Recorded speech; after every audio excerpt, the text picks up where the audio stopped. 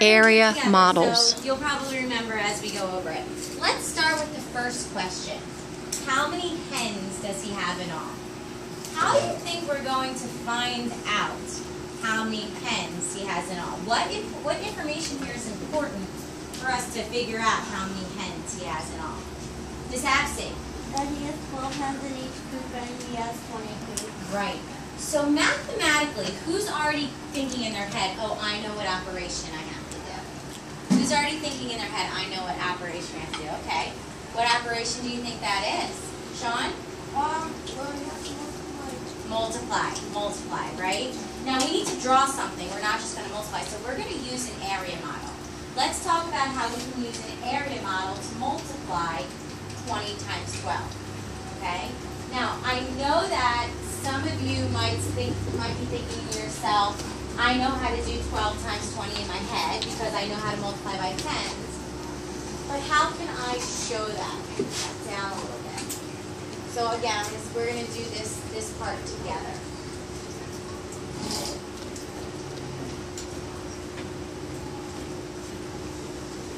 Go ahead on your paper and draw a rectangle that looks like this.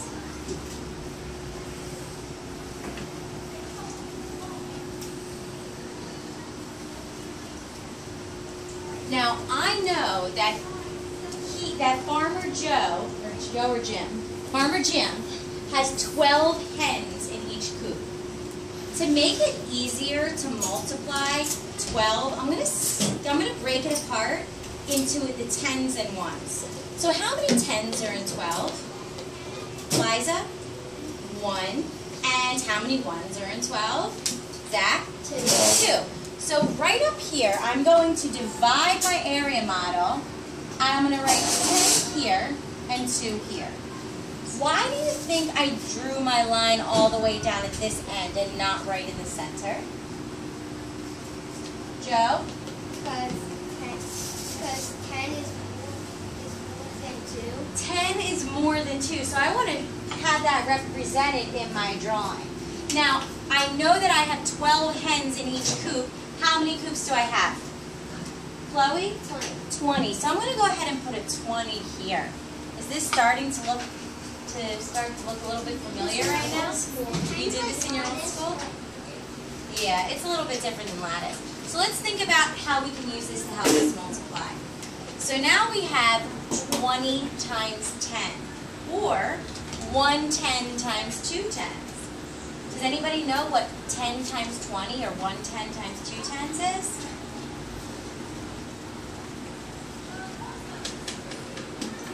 Cole? 200. 200. So 10, or actually let me put my 20 first. 20, and you can go ahead and write this as well, times 10 equals 200. Anybody want to take a guess at what we have to do next? Ooh, Bethany. Chloe? Good. 20 times 2. Who thinks they know what the product of 20 and 2 is? Miss Mads? 40. Excellent. So, my next question to you is, what do I do now? I multiplied 20 times 10 and 20 times 2 separately. What do I have to do to find out how many hens he has in all? Nola? You have to add 240. I have to add the 200 and the 40 together. So 200 plus 40 equals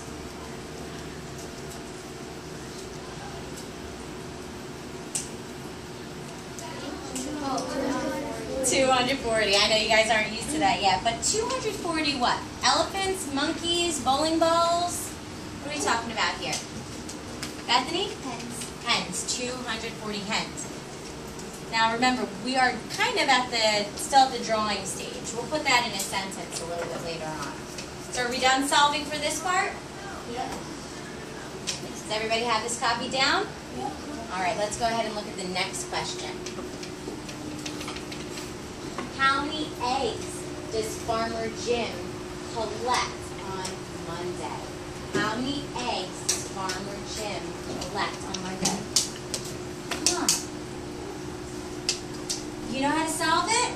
If your hand's up, does that mean you think you know how to solve it?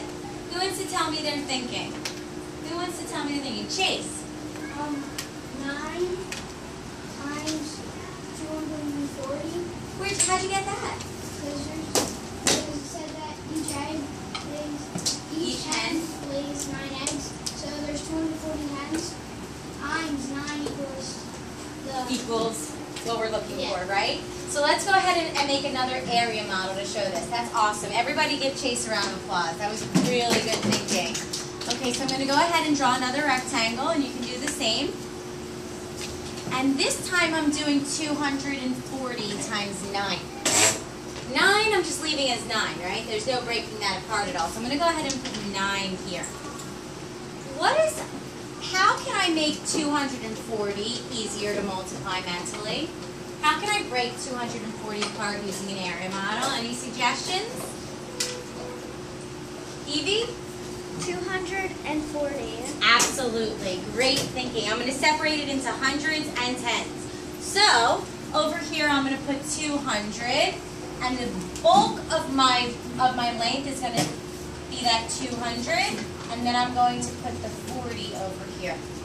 Go ahead and make sure that you have that written down before we multiply. Who wants to tell me what I should do first? I'm going to leave it up to you since I've done a lot of the talking here. Sierra. 9 times 200. Excellent. Now, Sierra, we looked at this a little bit in our fluency work. 9 times 200 might look like it's a more challenging problem, but really it's not.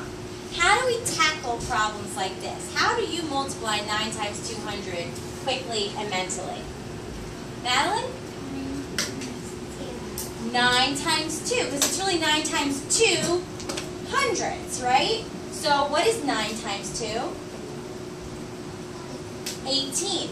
So it's not 18 ones, it's not 18 tens, it's 18 hundreds. So how do I write 18 hundreds in standard form? How do I write 1800 or 1800s in standard form? Liza? 1,800. Excellent. Who wants to tell me what they think the next step should be? Sean? The next step should be multiplying 9 times 4. Excellent. I'm going to go ahead and let you guys try that on your own, and then we'll see if you got the same answer.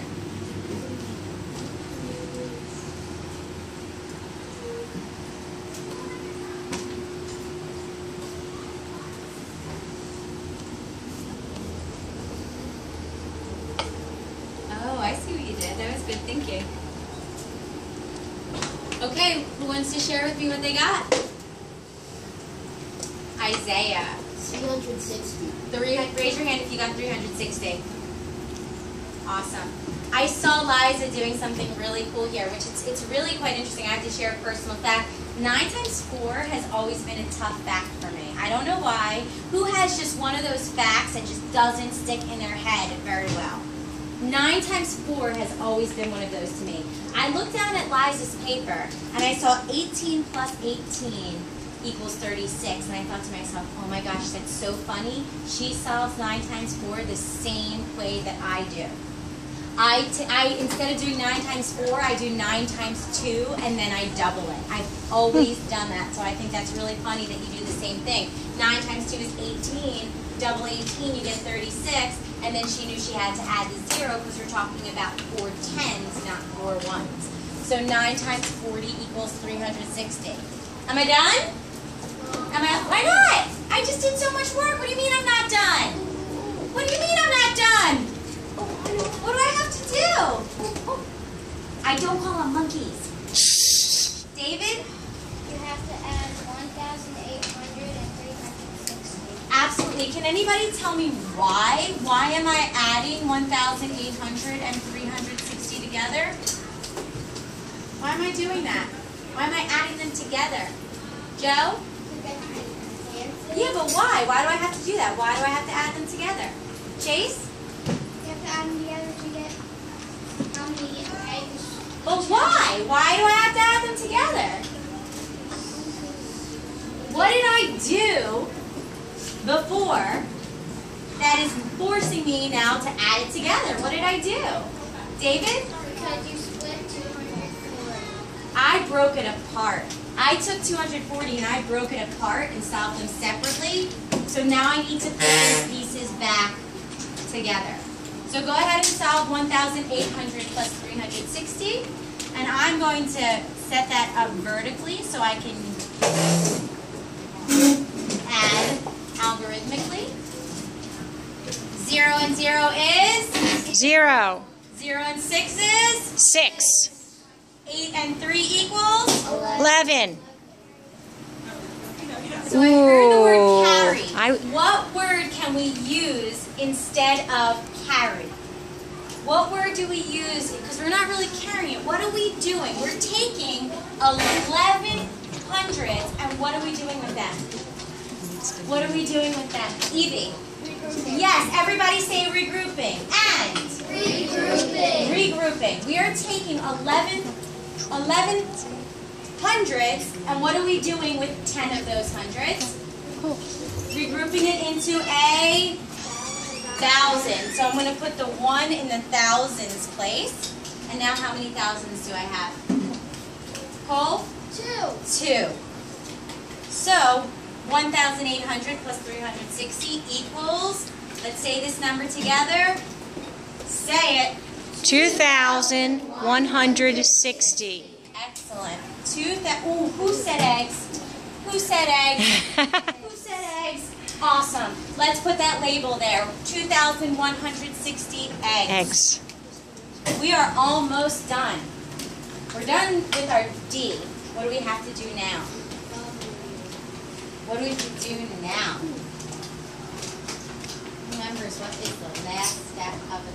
I'm looking for somebody that I haven't heard much from, but I have to say I'm pleasantly surprised looking around. I've heard from almost everybody, so thank you for that. Camber. Right. So what do we have to write? Our answer in a sentence. So let's go back and look at the questions and the answers that we found. So the first question we had is how many hens does he have in all? And we got a solution of 240 hens. How can we use the question to make it into our answer, to write it as a sentence? Always use that question. It's right there for you. Will? Well, we have 2,160 eggs.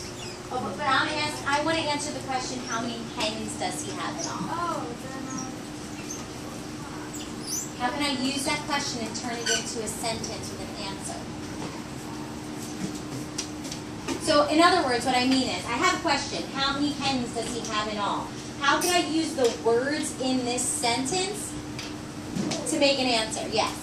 he has, I forget how many hens. It's right here. Oh, right. He has 240 hens in all. Great. So, if you want to do it underneath or next to, it doesn't really matter. At this point, Mrs. DePaul might have a certain way that she wants you to do it, but I would actually write Farmer Joe, or he is okay.